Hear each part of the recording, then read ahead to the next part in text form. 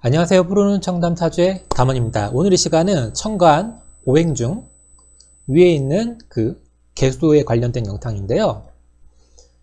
기본적으로 천간에서 가장 공부하기 어려운 게 정화, 기토, 그리고 개수, 이 세 가지가 공부할 때 가장 까다로워요. 한번 보실까요? 사람들이 항상 목부터 많이 하니까 그중 개수부터 얘기해보자고 한다. 나머지 천간은 나중에 제가 올릴 건데요. 이게 올리는 게 시간이 꽤 소비가 많이 돼가지고 아무튼 간에 제가 꾸준히 여러분들이 기다려 주시면 다 올려보도록 하겠습니다. 개수, 수의 생사가 교차되는 시기이며 헤아리는 시기이기도 하다. 십간 중에서 제일 마지막에 끝부분에 있으면서 이제 양의 갑으로 넘어가는 그 사이에 있죠. 수는 지혜라고 하고 어둠이라고 한다. 하지만 개수는 어둠도 있지만 어둠에서 나오려는 준비 중인 상태다. 그래서 개수는 대상을 기르고 미래에 대한 새로운 꿈이 있다. 그렇죠. 이게 임수랑 좀 다른 차이예요. 물상으로 표현한다면 분무기에서 물이 나올까? 이 상태 있잖아요. 분무기에서 물이 나올까? 하는 상태가 개수의 상태예요. 이때 개수의 대상 중 무토나 간목을 볼 때 개수의 역할이 뚜렷해진다. 그렇죠? 만약에 개수가 간목을 본다면 이 분무기가 물이 쭉 나오는 작용을 하는 거죠. 사람들이 말한다. 흔히 임수는 바다라고 하고 개수는 빗물이나 옹달샘으로 작게 표현한다. 하지만 바다 빗물이나 임수나 개수나 수의 량은 똑같습니다. 개수나 임수나 이게 그냥 쓰임의 차이일 뿐이지 수량 있잖아요. 수량, 그렇죠? 이거는 임수나 개수나 똑같아요. 그 이유는 바닷물이 증발해서 비가 되고요. 그 바닷물이 오래전에는 개수였어요. 그 빗물이 과거에는 임수였고요. 이렇게 계속 도는 거예요. 그렇기 때문에 요만하니까 힘이 없고 수량이 이만큼 된다. 그렇게 보시면 안 되고요. 수량은 같지만 완전하게 새로운 수이다. 그래서 쓰임이 완전하게 다르다. 단지 개수는 사람 중심에서 바로 쓰일 수 있으니까 겉으로 약해 보이고 임수는 자연적이라 사람이 어떻게 해볼 수 없으니까 겉으로 강해 보이는 것이다. 그렇죠? 우리가 바다를 어떻게 좌지우지 할 수는 없잖아요. 특징, 개수는 기본적으로 지혜롭고 상대를 편안하게 해주며 변화 적응력이 매우 뛰어나다. 사주에서 개수가 명에서 좋게 작용한다고 하면 피부가 좋거나 동안이라는 소리를 들을 수 있어요. 그러니까 여러분도 한번 개수가 있는 분들은 한번 거울 보시고 확인해 보시면 좋을 것 같고요. 그리고 천간의 조우 중에서 병화와 함께 개수는 가장 으뜸으로 작용한다. 물론 계절마다 다르겠죠. 여름의 개수는 아마 제가 이제 여름의 개수분들이 온다고 하면 취업 걱정은 하지 말라고 하거든요. 왜? 여름에는 물이 필요하잖아요. 그렇기 때문에. 그래서 가을 개수도 다르고요. 그럼 계절마다 좀 다르니까 그걸 또 구별해 주시면 좋을 것 같고요. 중요한 건 개수의 윤과 유의 작용을 나눠서 봐야 한다. 윤이라는 거는 조금 촉촉하게 해주는 거고 유라는 거는 개수가 흐르는 거예요. 졸졸졸 소리가 나면서요. 계속 보시죠. 상세작용, 개수는 윤과 유의 특성이 있다. 윤, 대상 중심, 대상의 양적인 걸 촉촉하게 하게 또는 윤택하게 해주는 역할이다. 좀 조화롭게 만들어주는 거죠. 내 사주가 양기가 지나친 사주인데 개수운이라면 딱딱했던 사람도 부드러워지는 것이다. 개묘년이 그래서 딱딱하고 양기가 지나친 사람들한테 유연해지는 해이기도 하다. 그렇죠?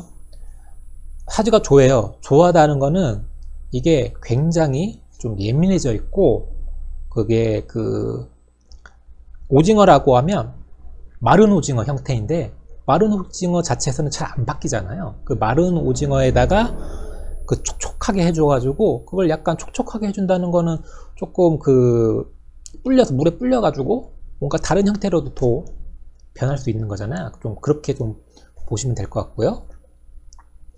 윤한다면 지원, 서포트, 참모 등으로서 앞서서 나를 드러내는 것보다 그 대상을 활용해서 내가 드러내는 것을 지향한다. 그렇죠? 만약 유는 흐르는 거예요. 개수가 흐르는 거예요. 자기 중심이다. 수가 촉촉이 아니라 흐른다. 대상을 통해서 나를 드러내는 게 아니라 내가 앞에서 나서서 주도를 하려고 하는 것이다. 개수 자체는 기본 특성이 대상을 활용해야 하지만 유한다면 내가 주체가 되어서 리딩하려고 하는 것이다. 그래서 유한다고 하면 상대도 모르게 빈틈을 잘 공략하는 특성이 있습니다. 그리고 주도적이기 때문에 다른 그 윤하는 개수보다 빠릅니다. 그리고 윤과 유에 대해서 좀 더 이해하기 쉽게 예시를 한번 제가 적어놔 봤습니다. 그 조선시대 보시면 태조, 이성계, 세조를 많이 언급할 때 나오는 인물 중에서 그 주연급으로 나오는 인물이 있어요. 그게 누구냐면 정도전하고 그리고 한명회입니다. 여러분들이 그 드라마나 영화를 보시면 주연급으로 나오는 인물이죠. 정도전하고 한명회입니다. 이들은 제가 봤을 땐 윤하는 개수, 대상을 활용하는 개수라고 좀 보여지거든요. 그러니까 내가 참모가 되어서 왕을 만든다. 이것을 다른 말로 표현하면 킹메이커다. 내가 왕을 만들어요. 그 왕을 만들었으니까 내가 빛나는 거예요. 무슨 말인지 알겠어요? 내가 왕이 돼서 빛나는 게 아니라 내가 열심히 뒤에서 서포트 해가지고 왕을 만들었어. 왕을 만들었으니까 그 뒤에 있는 한도 같이 빛이 나는 거예요. 왕이 됐으니까요. 이게 윤의 작용이에요. 다음은 유하는 흐르는 개수라면 이성계, 태조, 수양대운, 세조라고 볼 수 있다. 유하는 개수라고 하면 내가 왕이 될 쌍인가 이렇게 물어보는 개수거든요. 이 말은 뒤에서 이게 참모, 서포트를 하지 않고 직접 내가 앞으로 나서가지고 운영하고 컨트롤하려는 속성이 강해요. 이것이 유하는 개수예요. 윤하는 개수와 달리 유하는 개수는 물 흐르는 소리가 난다. 그리고 스스로도 그래서 주체가 되려고 한다. 윤과 유의 구별. 이제 여러분들이 이제 윤하고 유하고 이제 어떻게 구별하냐고 물어보잖아요.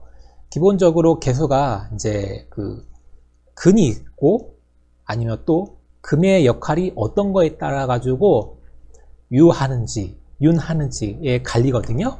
근데 제가 콕 집어 가지고 이건 유한다 윤한다 얘기를 할 수가 없어요. 왜 그러냐면 사주가 8개가 있잖아요. 그 오행이 각각 다른 역할을 하고요. 계절도 다르고요. 또 대운도 계속 바뀌죠. 그리고 세운도 계속 바뀌고 있고요. 그거에 따라서 윤과 윤이 어떻게 바뀌는지 그걸 명확히 짚어내셔야 합니다. 그러니까 간단하게 좀 적어놓긴 했는데 해월의 개수는 유한다. 그렇죠? 해월의 개수는 신왕하잖아요. 그러니까 내가 주도적으로 뭔가 하려는 성향이 강하죠. 진월의 개수는 윤한다.